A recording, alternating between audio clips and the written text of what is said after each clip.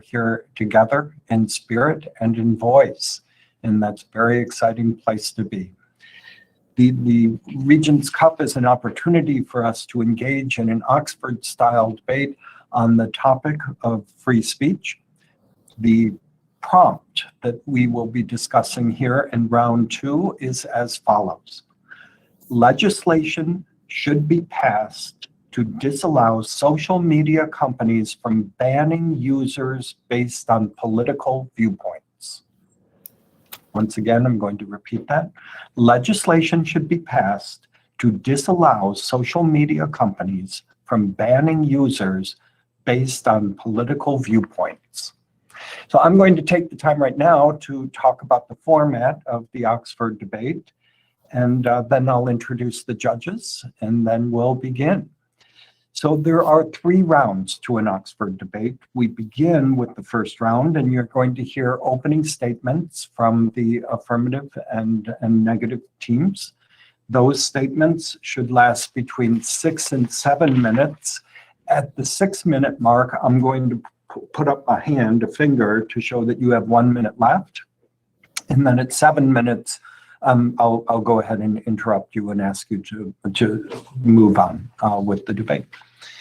The second round is more of a conversation, a spirited conversation that I will moderate. And that's an opportunity for you to ask each other questions, to seek clarification on points that you feel were not very clear, or to challenge each other's points of view and arguments. And I will, as I said, I will moderate that. Judges, if you have any questions that you would like to the debaters to address, please put them in the chat. You should not ask the debaters directly, but you can put them in the chat, and then I will find the opportune moment to ask the debaters to address those questions. That should last probably about 25 minutes because we want to save time for round 3. Round 3 would be your closing statements, and those should go 4 to 5 minutes. Again, at 4 minutes, I will put up a finger, and then at 5 minutes, I'll come in and let you know that your time has expired. And then at the conclusion of the debate, judges, we invite you to submit your scores using the format. So let me introduce our judges. We have Sean Weinberg, who is an assistant professor in the School of Economic, the School of Civic and Economic Thought and Leadership at ASU. And we have Kim Covington, who is the Vice President for Community Initiatives at the Arizona Community Foundation. And we have the Honorable Bill Gates, Supervisor of the Maricopa County District 3 in the Maricopa County Administration. So I really sincerely want to thank you, judges, for taking time on a Saturday morning to work with our students at the universities in the state of Arizona. Your contributions and your viewpoints and your wisdom, very much appreciated. Thank you deeply. I'd also like to thank you, students, for participating. This is a wonderful, education is so exciting. It's a wonderful opportunity. And here we have an opportunity to interact together. So are there any questions or concerns, or are we ready to begin? I just want to thank you. You're the only one who hasn't been thanked yet. Thank you. It's my pleasure. I love it. Okay. So affirmative team, ready to go? Okay. Can everyone hear me? Yes. All right, perfect. All right, and we're ready? Yes. Perfect, all right. My partner and I want to thank both our opponents and judges for being here today. And we are proud to affirm the resolution legislation should be passed to disallow social media companies from banning users based on political viewpoints. As we are all living in this new age of technology, we want to acknowledge that both us and our opponents' arguments will be valuing free speech above all. However, as the status quo holds, people are continuously being stripped of this right as social media companies have yet to be regulated in such a way. This is because the laws laws set to protect these private entities were made before anyone could grasp the vast reach and use of social media. Currently, social media companies are allowed to ban whoever they see fit, with little repercussion to whether their guidelines are enforced fairly towards all users. Under its terms of service, Twitter can remove any person from the platform, including the President of the United States, at any time for any or no reason. In a Pew Research Center survey in June 2020 found that roughly 3/4 of US adults say it is very 37% or somewhat 36% likely that social media sites intentionally censor political viewpoints and that they find objectionable. Both Democrats and Republicans alike comment. Although our opponents may argue that regulating such private entities would be stripping them of their First Amendment rights, and this may be a topic heavily discussed in both your life and in the second round, this is just not true. To clarify our argument, we would like to provide definitions. Political viewpoint is a position or perspective from which something is considered or evaluated. Private entity means any entity that is not a unit of government, including but not limited to a corporation, partnership, company, nonprofit organization, or other legal entity or a natural person. Under its current placement, social media companies fall under this definition. However, we argue that social media is sufficiently akin to a common carrier, not a private corporation, and should be regulated as such. A common carrier is a term used to describe telecommunication services and public utilities. As the First Amendment only holds limitations over governmental actors, social media companies are currently held to no outside standard, only that of which is created by the company itself and privy to change how they see fit. Just 2 weeks ago, Supreme Court Justice Thomas released documentation arguing for a change of label of these entities, for any alternative platform is not comparable to that of social media. He argues that this unprecedented concentrated control of so much speech in the hands of a few private parties will result in no choice but to address how our legal doctrines apply to these privately owned information infrastructures such as digital platforms. The means of service rendered has now become of public interest. Robust protection of our First Amendment rights open up both the marketplace of ideas and individual self-fulfillment, neither of which involve governmental affiliation. The marketplace of ideas ignites a market of free engagement of content in order for better expression. John Milton states, "Let truth and falsehood grapple. Whoever knew truth put to the worse in a free and open encounter," meaning that it is against what this country stands for to lace discrimination and political viewpoints in this open market. Whereas this liberty theory focuses on the ability to crave expression leading to higher functioning individuals. Censorship based on pure bias and control stunts this expression. These consequences correlate with the government agencies, meaning that there is a clear reason to address which legislation protecting our First Amendment rights.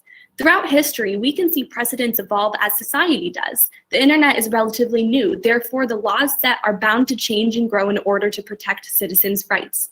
For example, during the civil rights cases of 1883, numerous valid grievances were brought to the attention of the courts consisting of private businesses egregiously excluding individuals from their privately owned facilities based on race. These cases stood in court because they claimed that the Equal Protection Clause of the 14th Amendment did not charter privately owned businesses. It was Justice John Marshall Harlan who recognized that his fellow judges were allowing the government a free pass for discrimination against persons of race.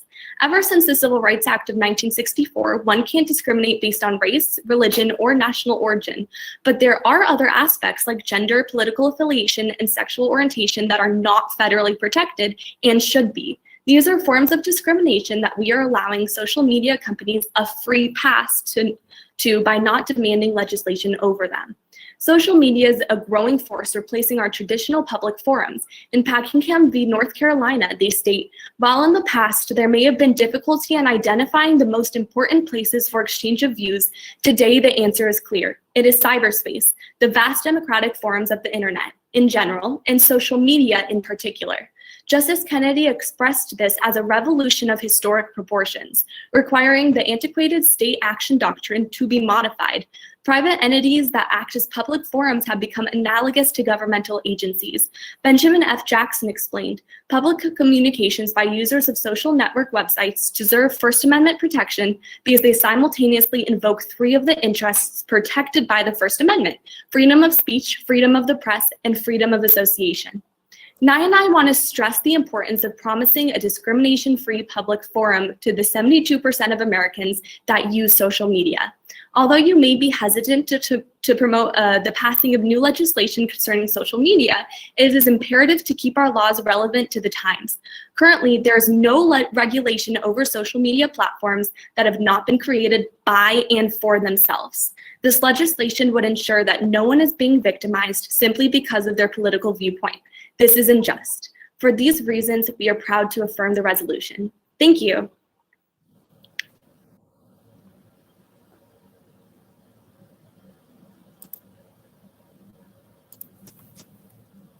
Thank you very much. As I think I told you, I'm doing timekeeping too, so I'm multitasking, so bear with me.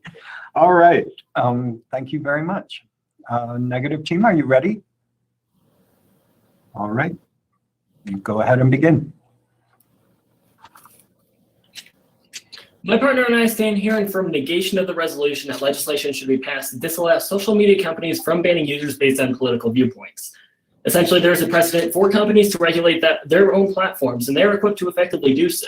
However, there's no precedent for people on social media being banned strictly for their political viewpoints, and legislation would not be effective because of the reasons that we're about to list here.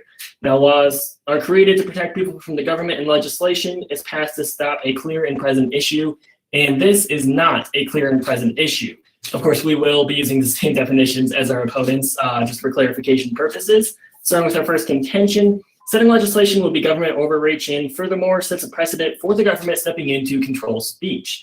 Now, our opponent stated that social media is powerful and has grown to a large extent to control a lot of speech, and we do agree, which is why this fact is pretty alarming. If government were to step in, this would set a precedent for them controlling speech. Now, social media functions as a place for people to speak, and this is set by the user.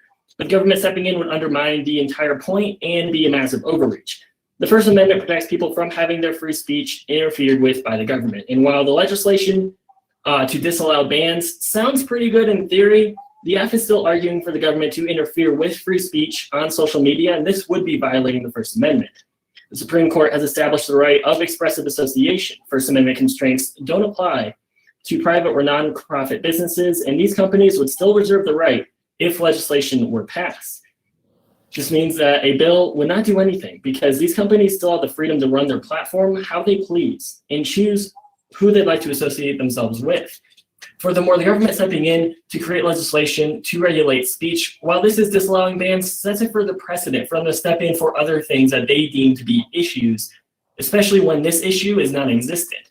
Who's to say that other non-existent issues will come up and more legislation won't be passed? Secondly, there are no examples for people being banned for political viewpoints, and therefore this legislation has no reason to exist. In 2018, there was one instance where somebody said that they were being banned for their political viewpoints. That was InfoWars with Alex Jones, the conspiracy theorist, who was banned by YouTube, Apple, and Facebook. However, the reasons for his ban were repeated violations of policies against hate speech and glorifying violence. InfoWars responded by accusing them of censorship. However, this is simply not the case. They were, in fact, warned multiple times that they were violating policies before being banned. Now, we're not advocating people just be blindly banned because this is simply not the case, and there are no instances of this existing. Therefore, this legislation would be pretty pointless. Contention 3, social media entities are better equipped to monitor speech than government entities. Social media companies can act quickly to take down info or accounts that are encouraging political violence, and social media companies are well poised to regulate their own platforms. For example, we all know about the Capitol riots in January, and ever since then, former President Donald Trump has been banned from Twitter. As a matter of fact, according to the Washington Post and Twitter itself, misinformation went down 73% after Trump's ban. Now, say that legislation sees this as being a political viewpoint when it's clearly inciting speech, this would do more damage than any good because this misinformation would still be spread, and that is ultimately harmful to the democratic process. Specialized moderation teams are also more consistent than any legislation that is passed. It's impossible to make a one-size-fits-all legislation. This is why legal professionals are able to exercise discretion in the first place and apply these laws where they see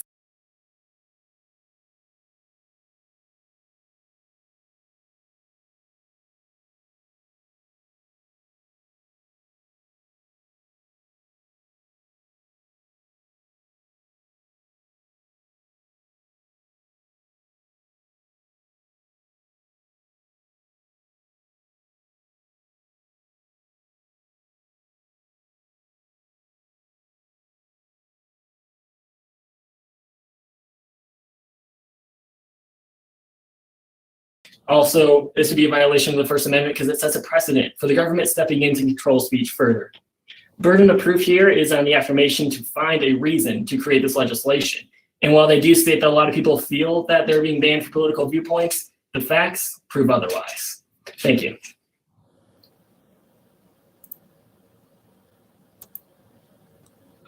Excellent, thank you. All right, it's 10:45. We are going to have conversation now for 30 minutes. And I invite you to ask each other questions.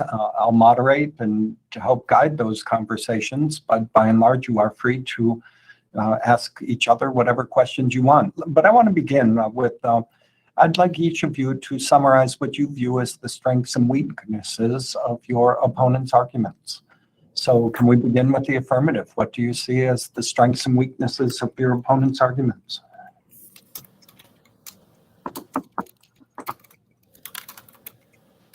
Oh, can everyone hear me? Yes. Right, perfect. So one thing that Aaron mentioned a whole lot in his opening is stating that currently this is a non-issue. In his words, I think it is not a clear and present issue at the moment that people are, not getting banned for political viewpoints. However, as my partner Marnie brought up in her opener, right now the way that social media stands, they create and govern their own rules of being able to ban people for anything that they see fit, really. And the reason it may not be a clear issue at the moment is because there's very vague bans that are going on. As Aaron stated that, the facts show differently. However, the facts right now are people can be banned for little to no reason, and users who are banned can be left wondering what the actual reason is. So people may be inferring that it's because of their political viewpoints, because right now there's no real clarity as to why people are getting banned in the first place. So this may very well be a present issue. It may not be clear, though, because of the certain standards that are held at the moment. Good. Okay. Negative team. How would you assess the strengths and weaknesses of your opponent's arguments? Yes, let me go through my notes here. I really like our opponent's argument about the fact that social media has grown to an extent that is they are controlling a lot of speech at the moment. That is true. However, they don't really provide a lot of reasons for this legislation to exist. They state that the idea of political viewpoints is nebulous and people are being banned for vague reasons, and that's all the more reason for a negative vote here.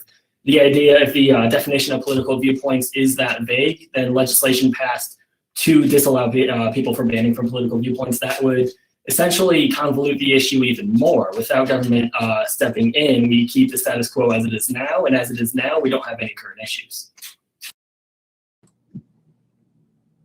Thank you. All right, what questions do you want to ask each other?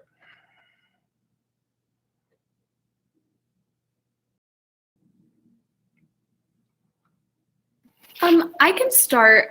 As Aaron had pointed out, our intro did lack specific examples, but I would love to clear that up for him. So in July, when Ghostbusters actress Leslie Jones was subjected to racist and sexist taunts led by Breitbart technology editor Milo, Twitter CEO Jack Dorsey intervened and yanked Milo's Twitter account from service. However, conservatives say nothing happened to rapper Talib Kweli and his followers when they attacked Black Breitbart reporter Jerome Hudson with racial slurs. When Breitbart contributor Cassie Dillon complained about a Twitter user who sent her harassing tweets and messages, Twitter made the perpetrator delete one of those tweets, suggested something about Dillon in the head. So basically, there are already biases, and that is what we're trying to clear up. Twitter can ban anybody for any reason. Again, that is in their terms of conditions. So I guess my question is, especially in the political environment that we're in right now, how do you guys not see this issue growing further?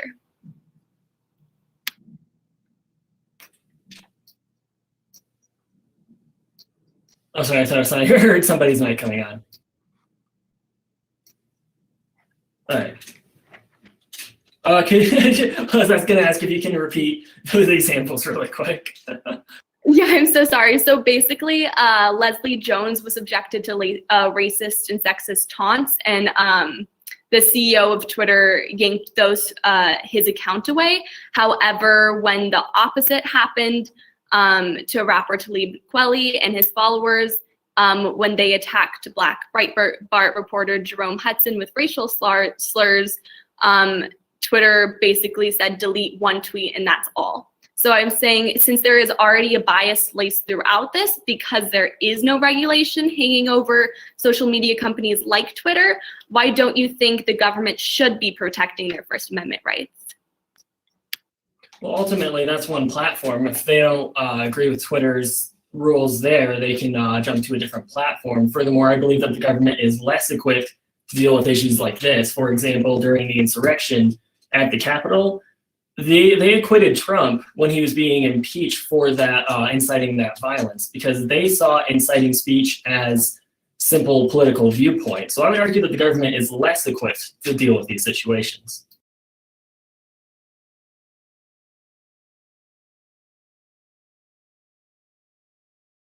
I guess this is less of a question and also just more of a point of clarification that I wanted to bring up for everyone. I know that Aaron stated a couple of times that the government has no place regulating private entities.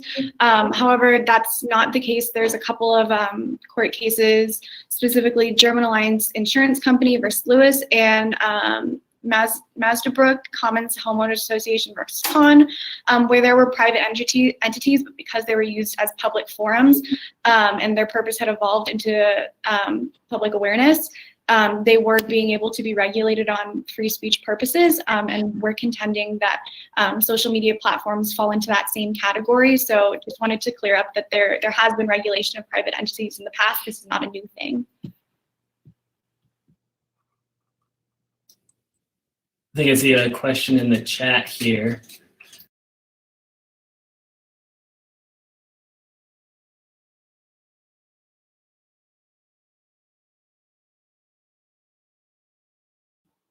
Yeah, absolutely. That's a great question.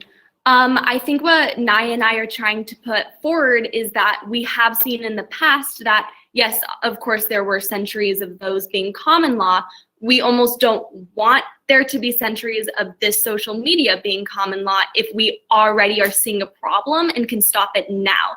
So in order to change this private entity to a common carrier, or as Naya already pointed out, the different examples where private entities still fall into the public awareness and are protected by the governmental free speech laws, I think that's what we want to stress, is that we want to, because we are already seeing these biases laced throughout the social media platform, we want to stop them before they can continue.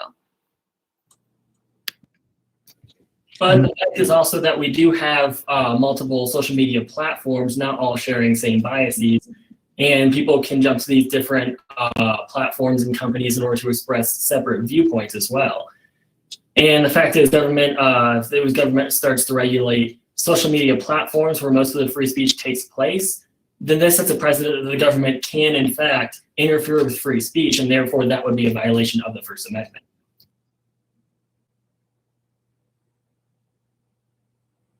So I have a question for the negative team. Where do you find the affirmative team most misguided? Could you repeat that? Sorry, my speaker kind of cut out. Where do you find the affirmative team most misguided? I believe that they lack a burden of proof to show that this legislation is necessary. We don't have cases of, or significant, we don't have any cases, I was going to say significant, but really any cases of people being banned strictly for political viewpoints. If we would have heard about them. These politicians would become martyrs for a cause to introduce this legislation. However, this is simply not the case. Without that burden of proof, we can't prove that this legislation is necessary. All right, let's get the response. As I thought I clearly stated multiple times, however, I'd be happy to state it again. The reason why we aren't seeing this specific issue right now is because the rules and regulations right now are so vague that there's no reason that social media has to provide a specificity for a ban. So just because they're not specifically stating that it was for political viewpoints, that doesn't mean that that isn't the reason. They just don't have to state a literal reason for the ban in the first place. So we would argue that this could very well be a clear and present issue, and we're actually advocating for accountability from social media because they obviously do not have that in the status quo. My question then would be, if the definition of political viewpoint is convoluted in these policies, then how would legislation specify this? For example, if social media were to ban somebody for what they believe is political viewpoints, but were to tell the government and this legislation that they're banning them because of this, this, and this, not political viewpoints, what's stopping them from doing that? Yeah, absolutely. And that's something that we struggle to find the definition of as well. But with the government regulating free speech rights for all social media platforms, they would be able to set a definitive precedent and definitive definition of this, in which if a social media company did violate these, then they would be answering to the government instead of answering to no one, because they are the ones who are making these rules for themselves. But without a clear definition, then answering to the government, wouldn't that just be useless?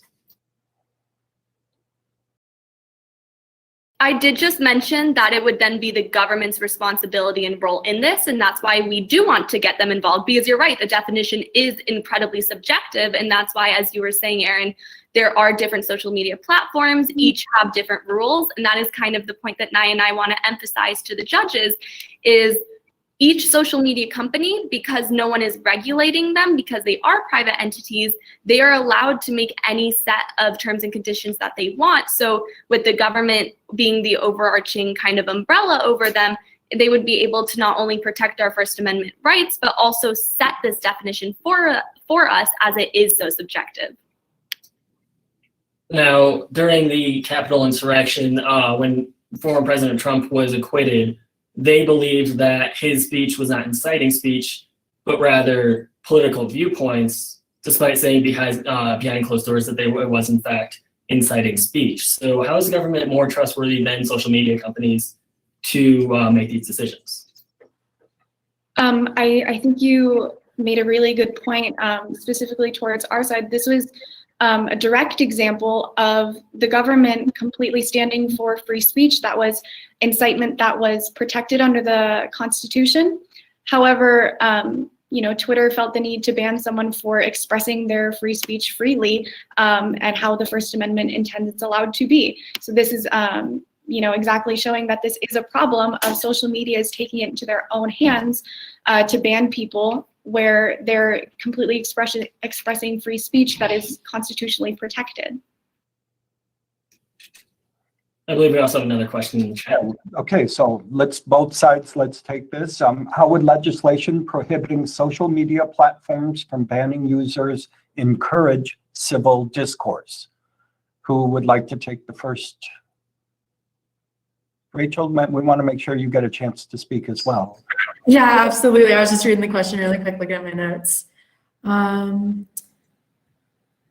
Let's see. So yeah, absolutely. As the negation, we're looking at not wanting legislation that is going to be disallowing these social media platforms from banning users. And so we definitely see where we want to have this discourse open up. That's the whole reason that social media exists, is the ability to share ideas. And so I think that's something that it's a constantly changing environment. And so it's really hard to write a piece of legislation that's going to be overarching and is going to go to every single social media platform. And so I think that it's excellent that we have these different mediums that people can communicate on, and that definitely does encourage that civil discourse, even if we may disagree. Yeah, so we can say that if anything, this legislation would warrant civil discourse, because there is now no room for language that's not protected by the First Amendment, meaning that no one has to be afraid to tweet or post something in fear of just their political viewpoint alone, having that taken down or having that banned. So I asked the negative team a question, did I ask the affirmative team? What do you see as the weakest link in the negative argument? I'm not sure if it's weakest link, but one of the things that Rachel just brought up specifically is that, you know, although there might become legislation that is outdated, and especially it's hard and tricky when it comes to social media, just because legislation may become outdated, that doesn't mean we should have no regulation ever. As you know, my partner Marnie stated in her opening statements, we've had a history of writing legislation and rewriting legislation in order to fit the times, but the fear of it becoming outdated is not a valid reason to just never have it in the first place. And how do you respond?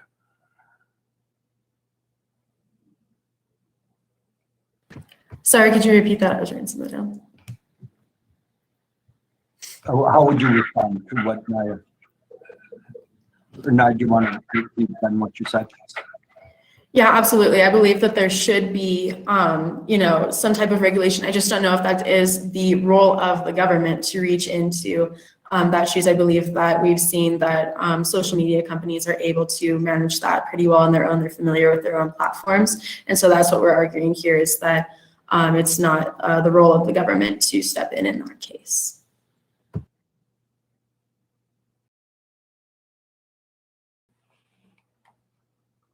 My question, you said that there should be some sort of regulation, but again, it's not the role of the government. So then whose role would it be? So that would be the role of the social media companies based on the user agreement that every single person signs when they, you know, create their account. And so that's determined based off of whatever that platform is. And so it just opens up a lot of issues when you bring in the government into that, whereas we've seen not really as many issues with these individual companies being able to manage that own regulation of their own platform, how they see fit.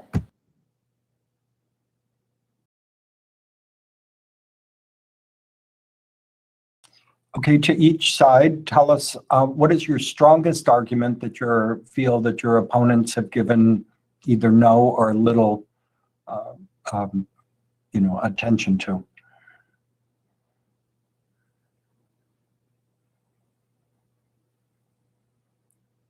I'm sorry, was that our strongest argument or our opponent's strongest No, argument? your strongest argument that you have not heard any real refutation of. Okay, I would have to say our opponent's strongest argument is, again, that this, because it is a relatively strong argument. When we first looked at this, we also started thinking this before we did more research, but it's that this is a non-issue. Although there aren't definitive cases that we can find where something is deliberately being banned, we have already pointed out that this is an issue and that there is already a bias laced throughout Twitter, social media, all of this. And as Rachel stated, each social media has a different terms and conditions, meaning that just leaving them, so leaving it how it is, leaving it the status quo is clearly not working, as 36% think that there's a somewhat chance that they can be banned, and 37% think that there's a strong chance that they can be banned out of the 72% of social media users. This is a clear issue that should be addressed, and simply leaving it to the social media companies as is the status quo is not working. So I think that's their strongest case. However, that's exactly what we're fighting against. I'm sorry, could you repeat that statistic really quick? You said, was that 36% of 70-something% of social media users? Yeah, there were 72% of social media users, and then we found in the Pew Research Center survey in June 2020, like Naya mentioned in the opener, roughly 3/4 of US adults say it's very 37% or somewhat 36% likely that social media sites intentionally center political viewpoints that they find objectionable.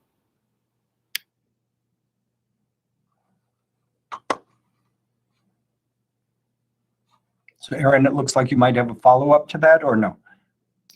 Oh no, I'm just like thinking about the statistic. A lot of numbers. All right, what's your strongest argument that you feel has gone unrefuted? Once again, you're asking for our strongest argument that our opponents haven't refuted, right? You have not refuted. Yeah. Yes. I think that would be that legislation is ultimately government overreach and sets a precedent for government to control speech in the future. And since they do argue that social media companies have grown to an extent in which they do control the majority of free speech, which we do agree with, the fact that the government could step in and just start controlling it based on a nebulous idea like political viewpoints is frankly alarming. Any response? Just to clarify, I don't know if we're getting lost on the resolution a little bit. Just to clarify and redirect to what this specific resolution is stating, the legislation would be passed to disallow social media companies from banning users based off of political viewpoints. So if anything, that's opening up free speech regulations, not the government censoring anyone. If anything, it's holding social media companies accountable for not being able to censor people. I think that we're getting a little convoluted in the role of the government in this situation. No, I completely understand disallowing. It sounds good in theory, but so did tax cuts until we realized that it's just for corporations, and it set a precedent for essentially screwing over the middle class, for lack of better words. Now, yes, it still sounds good in theory that it would allow more free speech, but ultimately it still sets the precedent for government interfering in free speech issues like this.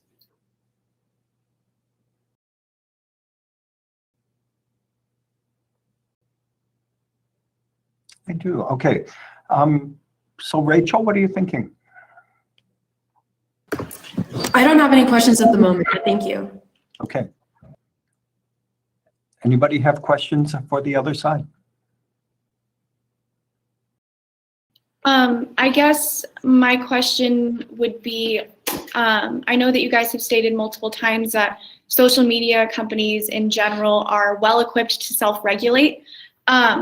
But I guess I would contend, how do you find self-regulation effective when they basically get to set, make, and break their own rules and policies? Well, we look at past examples. Just looking at misinformation on Twitter, for example, as we reported before from the Washington Post, it went down 73% after the ban of former President Trump after the insurrection at the Capitol. Looking at past examples, we can see that we can trust these entities as authority to regulate themselves and each other, whereas the government still acquitted Trump, saying that this was political viewpoints and therefore didn't, wasn't serious enough for an impeachment, showing that social media companies are ultimately more responsible than these government entities that be creating this legislation. And what about the fringe social media platforms that have been formed? Who would regulate them? Could you repeat that? Fringe social media. What about fringe social media platforms that have been formed? Who would regulate them? Well, fringe social media platforms are still social media platforms with self-regulation. Of course, people can go there, promote civil discourse among different social media platforms, and ultimately, I mean, it's still the same idea. So is there a definition of social media platform that you would all agree on that constitutes, major rhetorical platform? I mean, certainly just private and interchange between family members probably doesn't constitute social media, does it? I mean, this is the question. How many people need to be involved before it becomes social media? Yeah, I believe we all have the same definition of social media platform, just looking at instances such as, Facebook, Twitter, even, what's that one called, Parler. And we would also argue that fringe social media platforms, whereas they would be self-regulated, they also, should people decide to get off of the mainstream social media platforms and go to fringe social media platforms, that those potentially harmful ideologies that they would be spreading wouldn't actually spread to the mainstream due to the fact that they are being spread exclusively on these fringe platforms. Yep, like Aaron said, we kind of all are talking about the same sort of social media. However, a huge push that Nye and I are trying to make is that it is categorized under a private identity, which means any identity that is not a unit of government, including but not limited to a corporation, partnership, company, nonprofit organization, or any legal entity or natural person. And what we're trying to say is social media as a whole, very objectively, no longer belongs under that definition. It is now a common carrier, which is to describe telecommunication services and public utilities. And as Naya was saying, there has been numerous cases that is now saying there is no comparison to things like social media. Social media is now completely in the public eye. Again, the majority of Americans use it. So what we're saying is it is almost dangerous to not have any regulation over this. We completely understand why there isn't now. The internet, again, is relatively new. No one knew how powerful these companies would get. But now that there is no overarching regulation, any company, like you were saying, fringe social medias can appear, anything like that. There's no regulation on how they now work outside of what they create for themselves.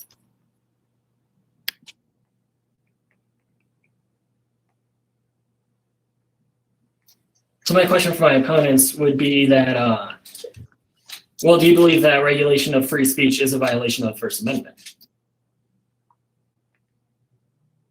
So we're not regulating free speech. We would be protecting the free speech, though, because governments protect people's First Amendment rights. But introducing legislation would still be, to an extent, regulation, right?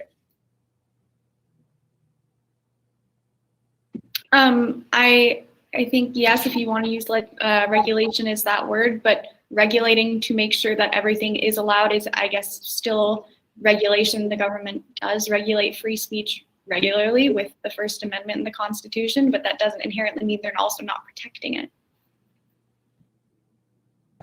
So I do have a question about how that would be determined that they're banning or disallowing banning users based on political viewpoints alone, because you've stated in some of your evidence that, okay, although we don't know that people have been banned specifically for political opinions, there's suspicions. And so how can we, since it's obviously kind of a gray area issue, how can we determine that someone who's spreading harmful ideas that don't affiliate with political ideas, that they're not skirting by underneath these regulations, saying that they're protected and that their free speech is protected, even if it's hateful speech that should not be?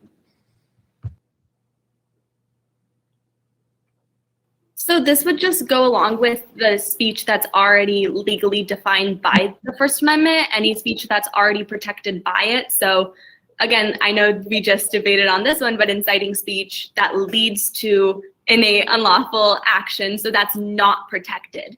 So it would just be making sure that, again, speech that is protected, so anything that has to do with political viewpoint that, again, does not lead to innate unlawful action would be protected. So that's what we're trying to say. We have another question in the chat, I believe. Okay, First Amendment law requires content viewpoint neutrality. Would there be a First Amendment problem with only guaranteeing access because of political viewpoints, but not, say, religious, economic, or other forms of speech?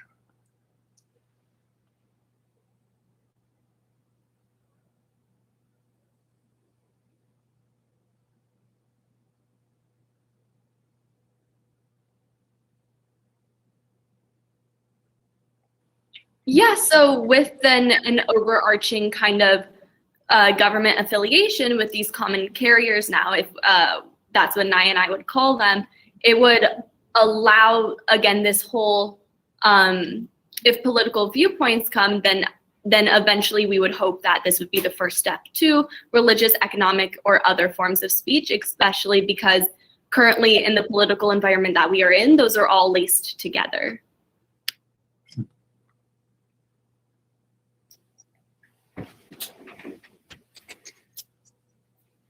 Any addition to that from the negative? Yes, sorry, I had a spider on the wall.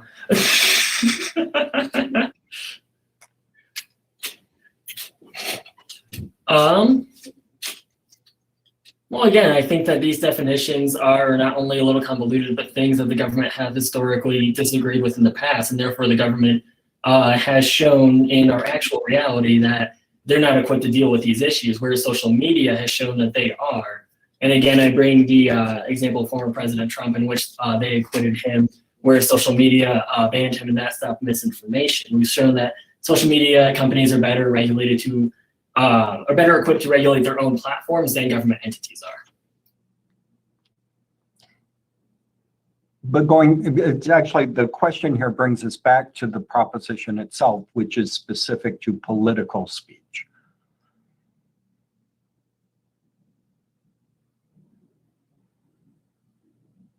Yeah, I think that's.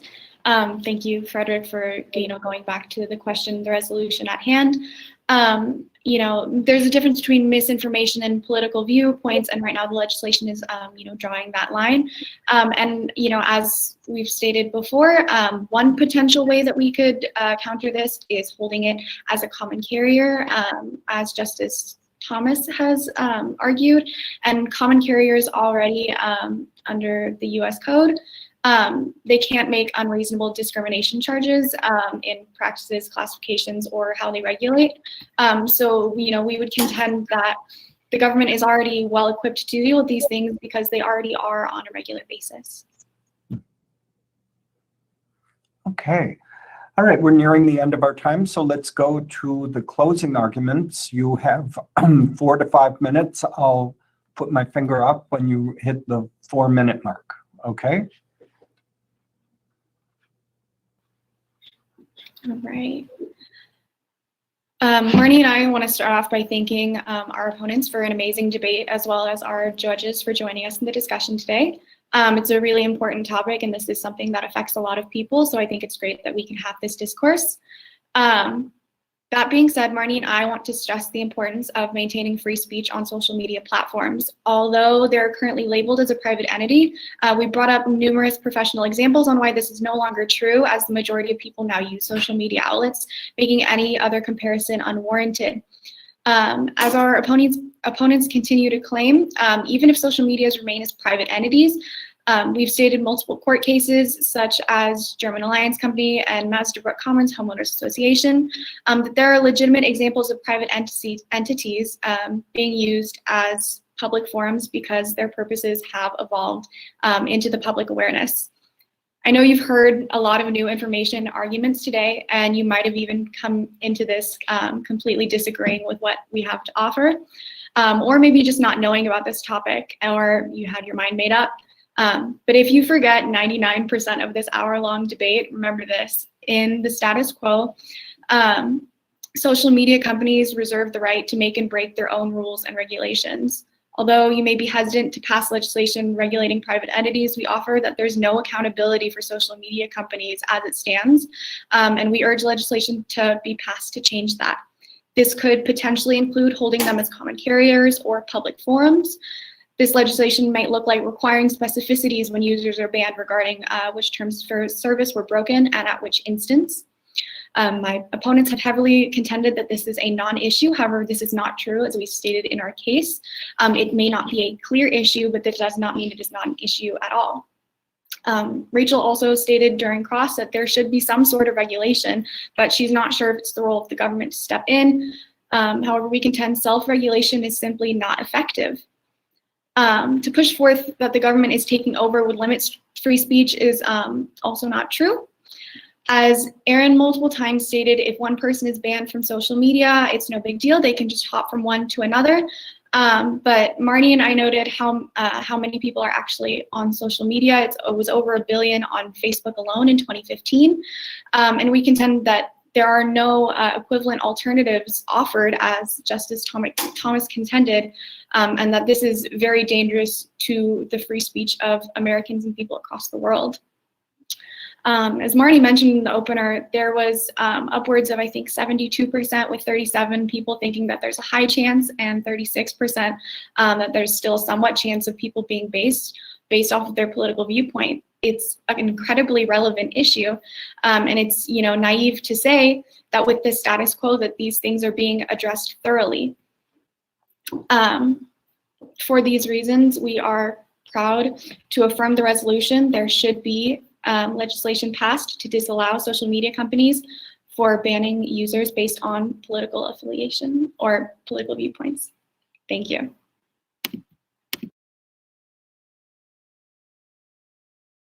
Thank you. Okay, are you ready for negatives? Yes, I am ready. So thank you also to you on the affirmative. We really appreciated all of the information that you brought today. And also thank you to our judges for helping facilitate this discussion. So to reiterate our stance once again, Aaron and I stand in firm negation of the resolution that legislation should be passed to disallow social media companies from banning users based on political viewpoints. I hope through our presentation of evidence and clarification during questioning has given our panel of judges good reason to stand in agreement with us. But I'll go ahead and run down all those points again and address some of the final statements from the affirmative. So first, we want to reiterate also the importance of free speech. Individuals should have the freedom to share whatever they see fit, and the general public, as well as social media companies themselves, can determine whether they choose to support and amplify those ideas. However, allowing the government to reach into the management of social media opens up a multitude of issues that causes problems when it comes to the regulation of free speech. Therefore, government just simply does not belong in this realm. Furthermore, we've gone back and forth on this, but we still have not really seen a true case presented where the individual was actually banned solely for their political affiliation. Although there are suspicions and concerns about that, there's no concrete evidence that it was definitively the case that it was solely political opinions. Therefore, this legislation would be redundant since the issue doesn't truly exist. Every instance of the individual being banned for quote unquote political opinions was brought on generally by violations of the user policies, and they agreed to that when they signed up for their account and were given clear warnings of the consequence of their actions in most cases. Finally, we believe as the negation that social media companies are far better equipped to manage their own platforms than the government is. It's impossible to write a piece of legislation that is one size fits all. As anyone who's acted on social media knows, the ideas being shared, whether on TikTok, Twitter, Facebook, it changes from day to day or even hour to hour. With the incredibly fast-paced nature of social media, there's no comprehensive way to pass a concrete piece of legislation which addresses all the unique issues that these different platforms face due to the medium of content being presented.